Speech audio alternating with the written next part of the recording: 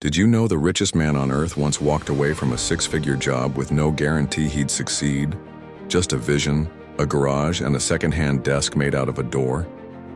That man was Jeff Bezos, and his story isn't just about wealth, it's about courage. In 1994, Jeff had what most people would call the dream job.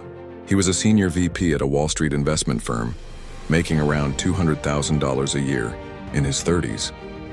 But one day, while researching online growth trends, he came across a stat that changed everything. Internet usage was growing 2,300% per year. Most people would have shrugged. Jeff saw a gold rush. He wrote a business plan during a cross-country drive from New York to Seattle.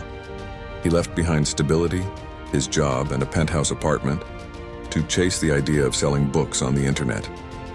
In 1994, that sounded insane. There was no Shopify, no Amazon Prime. People didn't even trust putting credit cards online. Friends called it a mistake. His boss tried to talk him out of it.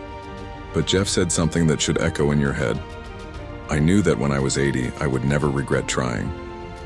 But I might regret not trying. Let that sink in. The risk wasn't failure, and it was regret. Amazon started in a garage with a spray-painted logo, extension cords hanging from the ceiling, and desks made of doors. It wasn't glamorous. For the first few months, he packed every order himself. He personally drove boxes to the post office. He reinvested every cent, no Lambos, no luxury, just vision, just grind, just obsession. By 1996, Amazon had already passed 15 million in sales. But the big turning point? When Bezos stopped seeing Amazon as just a bookstore and started seeing it as the everything store. That mindset shift took Amazon from selling books to owning the entire online marketplace. Not by accident, but by design.